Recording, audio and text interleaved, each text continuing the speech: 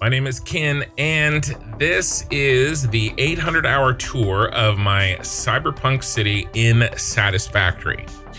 So I do think that this playthrough should last about 1,000 hours. So I think we're about 80% of the way through. Technically, I do have 822 hours in the playthrough. I'm just a little bit late on getting this tour out. So one other note that I want to make a couple notes up front, actually. So number one, I'm using advanced game settings in this tour so that we can fly around and get a good look at everything, but I have not built this with advanced game settings on. In fact, I only use two mods. One is to control the sky. I use Sky UI, and the other is an inventory expansion mod. Everything that you see built in here, I have done through normal, natural building methods. And I do have some settings through the command console that make Lumen pop a little bit more. It makes things glow a little bit more, but that's just a command line setting. And pretty much everything on the settings are turned up to max. And then the computer that I am using is I do have a 5090, a liquid cooled 5090 that I just got a few months ago, as well as a 9950X 3D AMD processor that is sort of powering this. Even so, you may notice that I am getting a few FPS drops here or there. There's just that many signs, and the city is just, as it grows, it's kind of slowing down. So let's take a look here. The idea for this city is a general sort of cyberpunk theme, and all of these buildings have a factory inside, or they do something.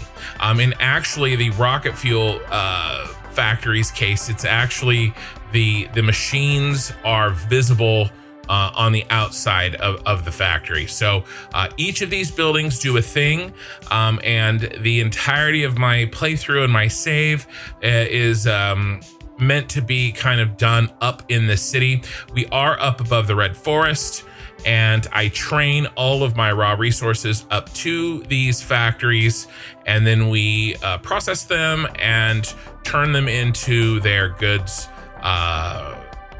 in the buildings themselves. I'm using trucks on these roads. You can see these trucks driving around, delivering things. They bring items to and from each building. And so my attempt in this playthrough is to make everything functional. All right, so we don't just have trucks for no reason. The trucks do a thing. All right, and we don't just have towers for no reason. Everybody is full of machines banging away. And so let's actually start off with this building right here. So these first four buildings, actually total of 5 buildings, but these 4 over here in this little quadrant of the city are actually based on real life buildings. So this one right here is of course based on the Shard. And this factory, what it does is it builds a lot of our basic materials, okay? And what I want to do is kind of show you the factory plan that I've done under Satisfactory tools that outlines that factory. Before we do that, this is a Google sheet that I've worked up to map out the factory, or map out the city, map out all the factories. And we're actually flying about right here, looking at the Shard, which is the basics factory. And this kind of outlines where my roads are and what my plans are for the future. And it's got a bunch of notes on here as well. But let's pop over to Satisfactory tools and take a look at the starter factory. So here is the layout of the starter factory in the Shard. And these are the items that are being produced at these quantities.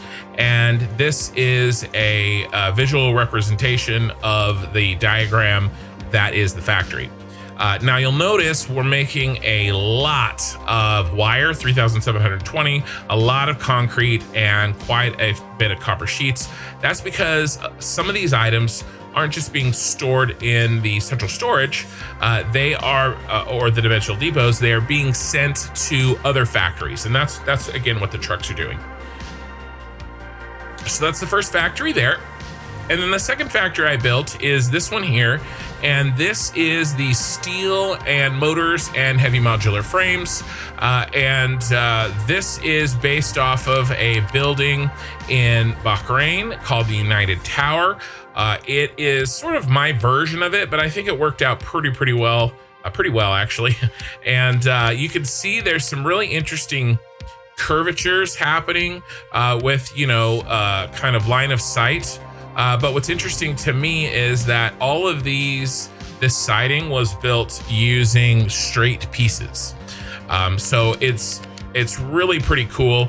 Again, I didn't come up with the design in real life. I just came up with the way to sort of duplicate the design in the game. And this exterior was done using blueprints.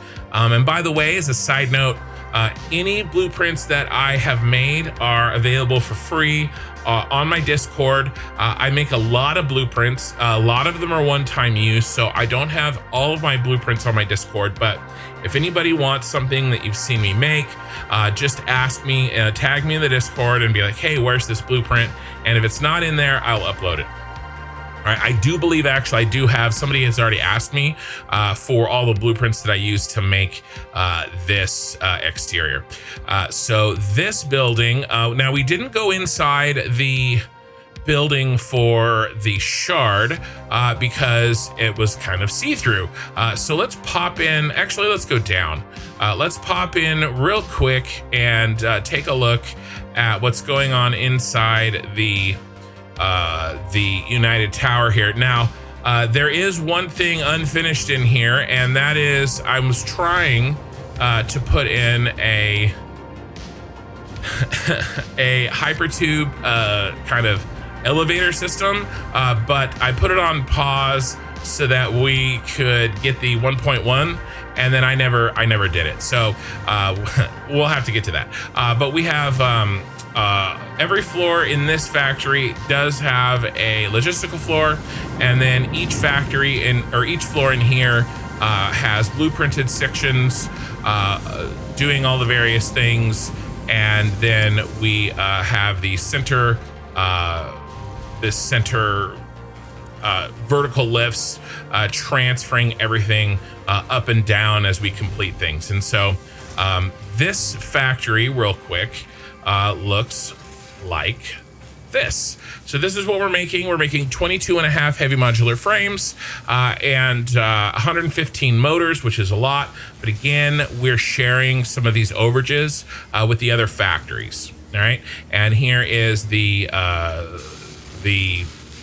diagram, the flow chart for this factory. All right. And then one more little glimpse up here. This is the motor. This is one of 3 or 4 motor floors, just banging away. All right, hold on. Let's hit that autosave, and then let's come up here and we can exit through the top. At least I think we can. My flooring here, my flooring design, a little lacking in some places, but we should be able to exit through the top. There we go.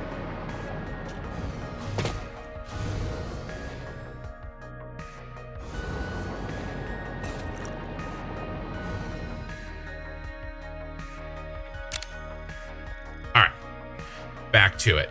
So there we go. That is the motor and heavy modular frames. And then the next factory that I did was this one here. This is the computer factory, but it also handles radio control units and what else does it handle? No, it doesn't handle radio control units. That's the aluminum factory. It handles crystal oscillators and computers and circuit boards. kind of anything that's Caterium based. And this factory is based on the John Hancock building in Chicago. And this one turned out really well. It is nice and skinny, but that cost us, there's very little room inside. Whereas the United Tower that we just looked at has a ton of room. This one is pretty tight, but we can fly in here real quick and take a look. So yeah, everybody's banging away, doing what they should do. All green lights, I hope. And lots of crystal oscillators. Most of this factory is crystal oscillators with computers up at the top. This one's turned out to be a little bit darker, but I think he's pretty cool looking inside. And while we're here, actually, we're gonna go down into the subway, but first I want to show you what this factory looks like. So this is this factory here, 270 circuit boards per minute. The 36 crystal oscillators per minute is kind of the heavy lift here. But we're also taking care of the high-speed connectors, quick wire, various things that we need, anything that's kind of Caterium based. All right, so while we are here, let's drop down into the subway and take a look at our train setup. Now, again, as I mentioned earlier, these factories are being fed their raw materials through a series of trains. And so you can see we've got all these trains working under here in our subway system, delivering those items. Now, I have the lighting set to nighttime because I kind of wanted to show off the Cyberpunk city at night, and not all of our subway is well lit yet, but it's kind of a work in progress. This is one of my favorite things. This is the train spiral that brings that allows all these trains to make it up as high as we are. This is actually a blueprint that I designed during my Star Wars save during update 8. I repurposed it, used it in this playthrough. It's a double-decker, two-way train line. You can see trains going down on the top and also going down and coming up in that intermediate layer in there.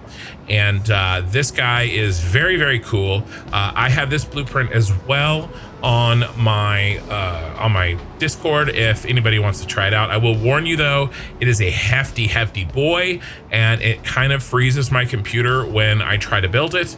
It can be done, but just keep that in mind. I actually used a blueprint extension method that was available to us in update 8, where I built so I was able to build this blueprint outside of the blueprint maker with vanilla methods. However, a few months after 1.0 came out, they either intentionally or unintentionally patched out that method. And so this blueprint can no longer be made, actually, at least using vanilla methods. So again, this blueprint is pretty cool. It's actually every quarter rotation is a blueprint. So every 90 degrees. Okay, so this is the setup for the underground subway, sending all these various trains through here. Let's see, we left off at the John Hancock building making computers. So I think this is a perfect timing, and it is dark under here. I'm missing some lights. This is perfect timing for us to use the elevator to go up into the aluminum factory. So because by the time I was building the aluminum factory, we actually had elevators from 1.1, and so I was able to incorporate them up into the factory. And so I think this is the perfect way to do a tour here and check it out. So this is the street level. And this is where the trucks come in and drop off inside our inside of our aluminum factory. Before we go and do the inside, what I want to do is pop out and talk about the outside. All right, and this is the aluminum factory. This is based off of a building in Moscow called the Mercury City Tower. And I think it looks really, really good. I am getting that orange look because I've placed signs behind those windows, and I have a very dim orange color on those signs, and that's how we get that reflective look, but it still looks orange. I think my computer did start to drop a little FPS when I built this building in particular. So a bit of an expensive way to get that look, but it does look pretty good. Yeah, you can see a little bit of that jumping there between those. So that's the exterior of that building. So let's hop back inside. And then before we go up and see the inside, let's tab out and look at the factory here. So the tough thing here is the huge modular frames, but remember we made like 22 and a half over here in the heavy modular frames factory. Made 22 and a half heavy modular frames. I'm taking 10 and a half of those and we're shipping them over to the aluminum factory so that the aluminum factory is getting its heavy modular frames from the factory that is set up to build those frames. So there's some specialization going on here that helps me save some space, make everything a little bit easier. And then of course we're doing our aluminum, the cooling systems. Now 30 radio control units is kind of a lot, but you know, whatever. And then we're making the turbo motors, heat sinks, supercomputers, and then we are making some aluminum ingots. I'll talk about these in a second because we're going to talk about our power factory after we finish up our aluminum factory. And these aluminum ingots are being sent to another factory, so we'll talk about that too. And then this is the flow chart, and again we're getting more and more complicated. In my opinion, it is at about this level. Okay, your fused modular frames, your radio, your cooling systems, your turbo motors. This area of the game is kind of the meat. I feel like there's some pretty difficult stuff in here, and then I would say this section of the game, as well as the phase 4 space elevator parts, you know, nuclear pasta, really nuclear pasta, right? This is sort of the meat and potatoes, the beginning of endgame, that I would say, where shit gets real. Okay, that and power, but which, by the way, this is rocket fuel is all in here as well. Nuclear is all in this section. So this is sort of the meat and potatoes of the game. So there you go. That's the aluminum. And let's go ahead and take a quick little tour of this factory. Let's go up. We're going to kind of just pass through the floors. I have no body of my own. Ada is talking to us. So these are packed with machines. You can see a lot packed in here, a lot of bus lines. We use the new 1.1 blueprint connection option feature when we built this to make this all come together easily. I love building my factories like this. I have a lot of information on how I design and how I plan factories using blueprints. This is an entire blueprint. Most of my factories are planned this way. It lets me build them, in my opinion, a lot faster than I otherwise would be able to, and make them much bigger, much more easily. And again, these blueprints I can share with you, but they are kind of custom designed for the specific factory that I'm trying to make. And then if we head down here, so the factory is so tall that the elevator that they give you in the game isn't tall enough. So I had to kind of chain multiple elevators together to get all the way up there.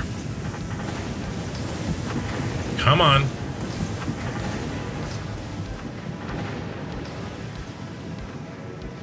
You gonna come down? There we go. So again, let's head all the way up.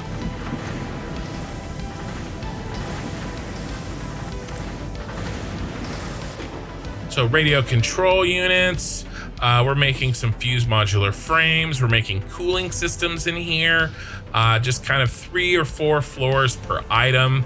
There's really kind of a lot going on.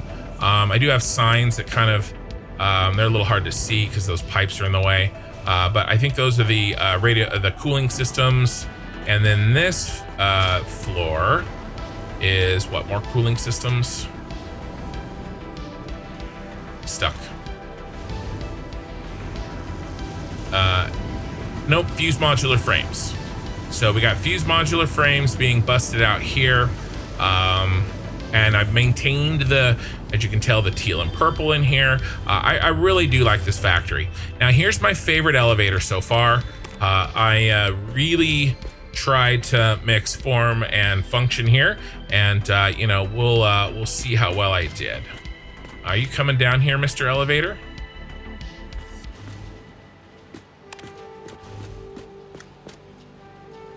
There it comes.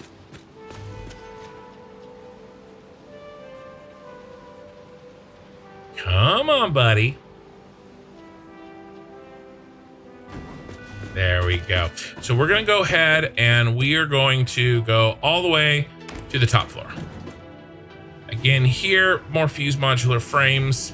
And then we have a couple of factories, a couple of floors that kind of are catch-alls, and kind of pick up the rest.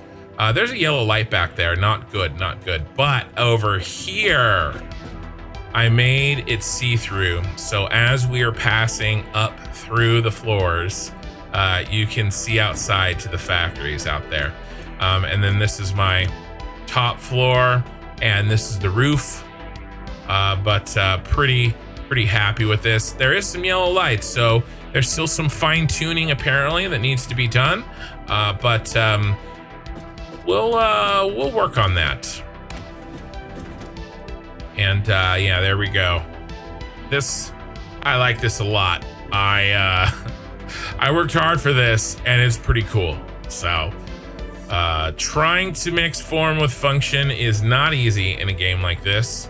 And it's taken many hours. Most people can beat the game in between 100 and 200 hours. It's going to take me 1,000 to do it this way. So yeah, let's go ahead and actually let's take it all the way down. Actually, let's see. Oh, I have a door out here. I have a door out the front. I can't remember exactly where he is. Is he down here somewhere? Or is he on the other? He's on the other side. He's over here.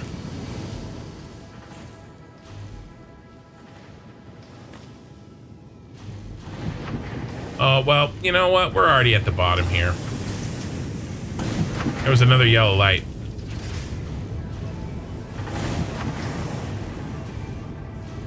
There we go. So we are back out here, and we are going to say goodbye to the aluminum factory. And the next thing I want to do is I actually want to talk about this building here.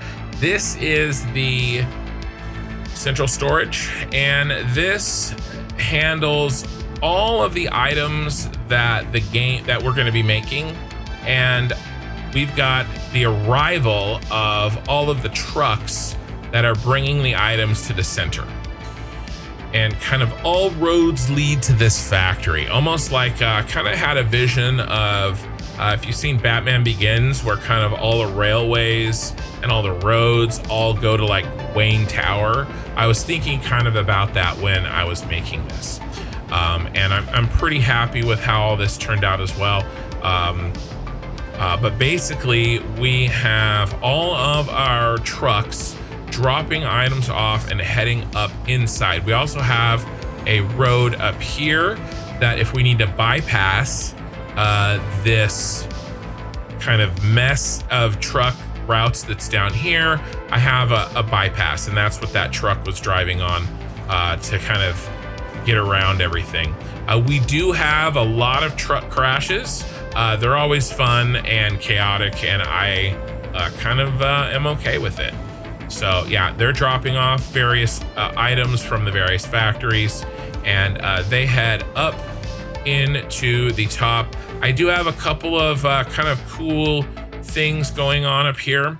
I do have a little system. There's some drone ports here. I do have a system built in that I'm still kind of playing with here that is a way for me to send extra items in through dimensional depots. But it's, like I said, it's a little bit of a work in progress. I do have a video out just on that if anybody wants to see that. But this is my central storage. We have every bin that has a belt going up is a bin that is full of an item that we are making in Satisfactory. And these items are going up into their dedicated dimensional depots. Am I making batteries? I'm actually not making batteries, BFAR. I'm actually not. And until this moment, I didn't realize that.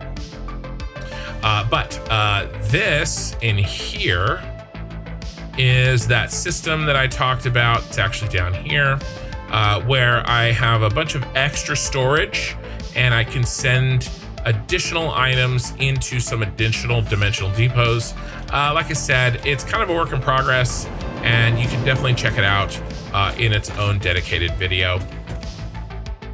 And that is the central storage, and the space elevator is on top of it. All right, so this quadrant of the building of the city kind of has two pieces. This first one here is the building that I used for the Fixmas factory. And if you recognize it, it is from Blade Runner. We'll get to Blade Runner in a second. That's this over here. This building isn't from Blade Runner. It is from my favorite Christmas movie, Die Hard. Yes, this is Nakatomi Plaza, as you can see. Nakatomi Plaza. This factory actually won me 8th place in the Coffee Stain Studios Fixmas Factory contest. So pretty happy with this. Oh my goodness. As we move over to the rocket fuel factory, and plastic and rubber and packaged rocket fuel, dreaded, horrifying red lights. So again, there are some things here that this was working perfectly green for many hours. So I wonder if there's some trains that got off or something that has caused this to go red there. These are kind of an external warning to me saying that, hey, not everything is perfect on this factory, and there needs to be something to you need to look at it. And this is actually it working because, you know, I'm just, you know, flying around, and we can see that it's not working perfectly. But in any case, this is my rocket fuel factory. This is processing all of the oil that is available in the blue crater. If you go down and if we take a quick look at the blue crater, you can see the train line that is bringing up all of the water and oil and coal and sulfur needed to get this rocket fuel factory moving. And we actually make about 230,000 power, and we make about 35. Well, actually, let's just head over and look at the factory plan, shall we? So we're making 3,500 rubber, 1,600 plastic, and 38,025 rocket fuel per minute. We're also making some compacted coal. This is the compacted coal that's being sent up to the roof, and I am burning it in a coal plant for a little extra power. And this is actually the indicators, those red lights. So because I know that the compacted coal isn't reaching all of my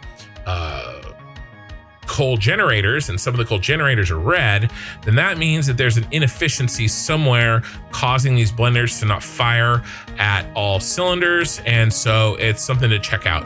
We've got a lot going on here. It's pretty compact. I'm pretty happy with the design of this. There's a lot going on, yeah, maybe, I don't know, maybe nitrogen has run out. Who knows, right, Edgefeller? So yeah, there we go. We've got this part of the factory makes all of the plastic and the rubber, and yeah, it's looking good. So again, this is a very complicated factory, and there is some inefficiencies that you know, I would say it's probably working at 95 to 98% efficient, but I kind of take some time and I come over here and I fiddle, but I really like working in this factory. It is it's been really fun. Yeah, the vast majority of these are green, but there's probably some yellow hiding somewhere. The train setup for this is also very crazy. I have a dedicated video on figuring out why I wasn't getting the water flow that I needed. I actually debugged this factory for a long time to get it as efficient as it is right now. But obviously there's a couple things that we could still tweak. If we exit the factory, we should be able to exit right here. It's getting worse. Yeah, I wonder what's up with that. Oh well, not my problem. We'll deal with it later.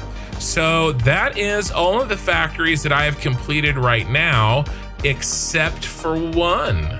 So let's take a quick little detour, and we're going to fire ourselves over into the Dune Desert, because the city here is not the only endgame complex that I have built.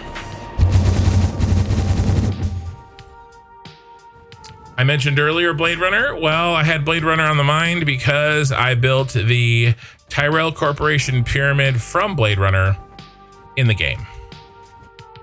And here it is.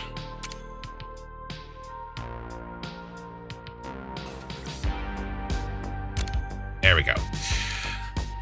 Here it is. This is, again, not cosmetic only. It's not just for show, although let's be fair, it's mostly for show. This is a train raw resource hub. And what I'm doing here is I am pulling in all the resources that I need from all over the map, and I'm sending it into the bottom floor, and I am shooting it up. Well, not shooting it up, but I am organizing it, storing it, and kind of collating it into the place that I need, into the order that I need for each factory in the city.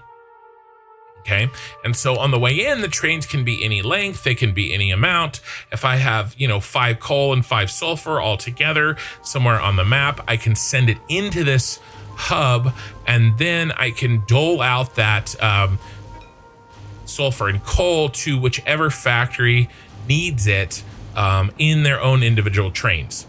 So the trains come in, they unload, got one here, and he's actually exiting. He already unloaded, and then these belts bring everything up into a logistics floor.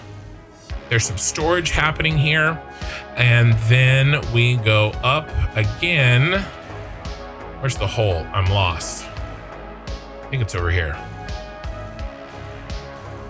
There's the stairs. We go up again into the top floor, and this is all of our trains that are taking those resources and delivering them up into the subway system that we saw in the city itself. And so, yeah, that's our setup here, and a lot of trains are on these lines, but so far things have been working out pretty well. assuming we don't have some huge problem with the rocket fuel factory. I'll figure it out. It's probably something simple. I probably have some train got stuck somewhere or something silly, but we'll figure it out. And then yeah, that is the Tyrell Corporation pyramid. We do have some drones here. I do have like low flow items. Coal seemed to be a issue where I just needed like 40 or 60 or 100, and I don't feel like putting that on a train is very efficient. And so we do have some options for drones to run items over to the city as well. So that concludes all of the completed items that I have so far in my 800 hours. What I want to talk about next as we make our way back to the city is what I'm working on in what is probably going to be about the last 200 to 300 hours of my save. And really, we've only really talked about the southern continent, or the southern parts of the city. Hold on.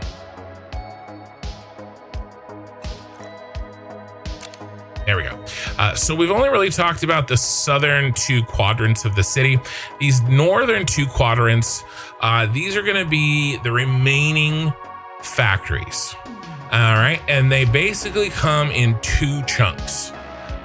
The 4 space elevator parts that are needed to complete phase 4. Okay, nuclear pasta, thermal rockets and mags, and I can't remember what they are. Well, they're actually these 4 parts up in the corner right there. Those are the 4 parts that we're going to be building here.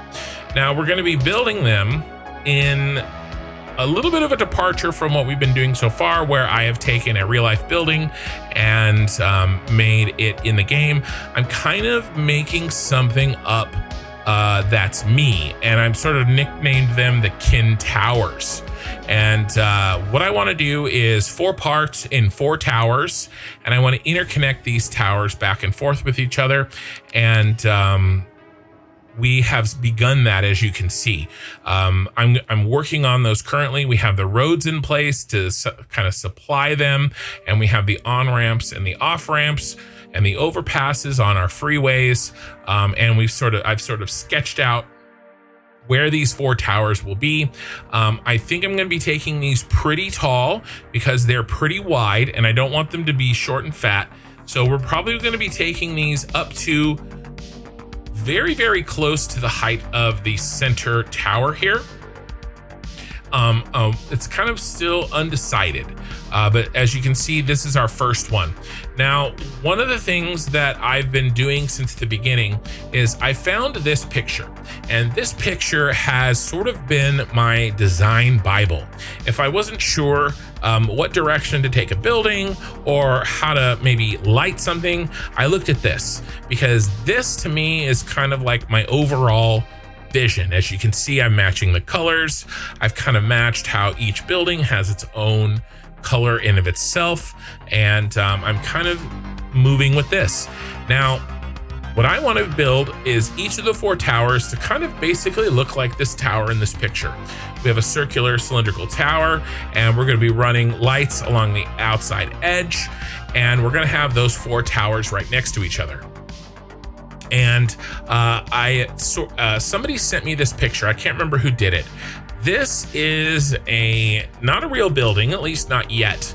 But I really like how this has the towers interconnected with these diagonal kind of pieces.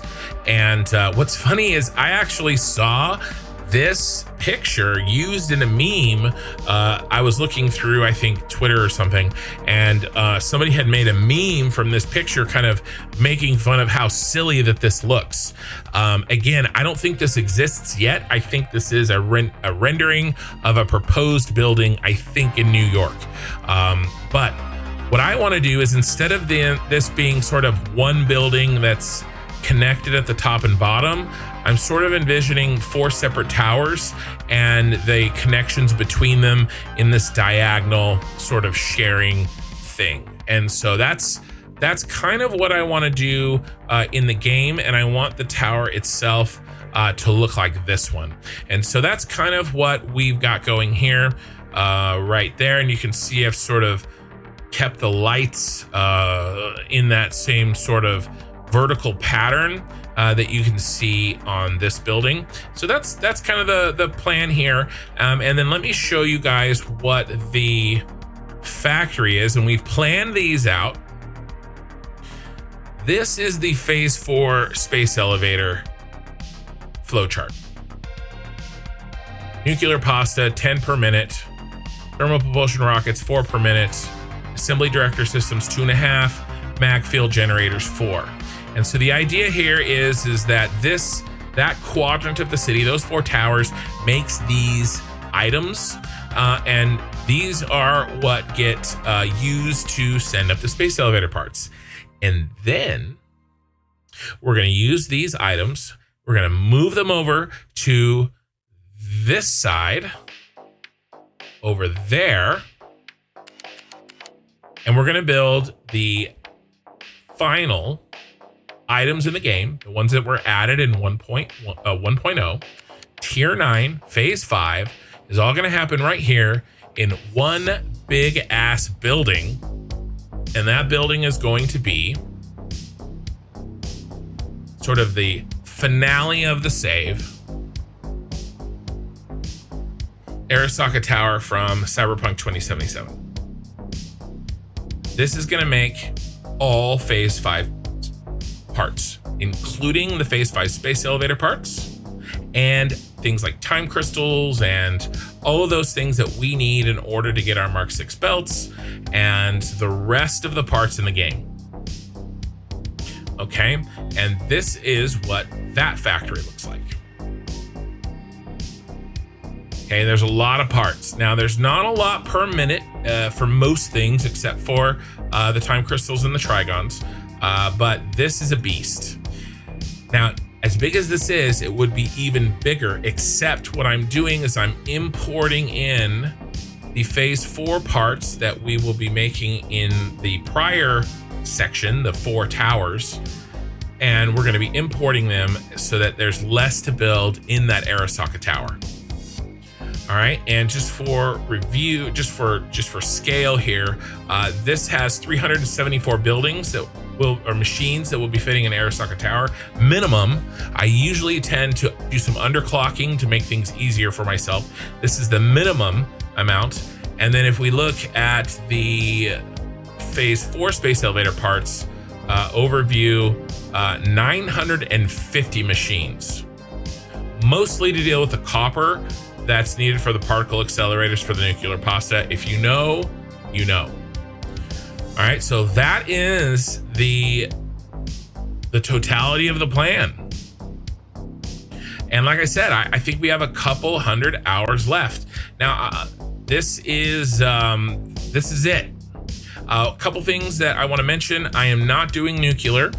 I just don't need the power, and I just don't feel the desire, the drive to make stuff I don't need.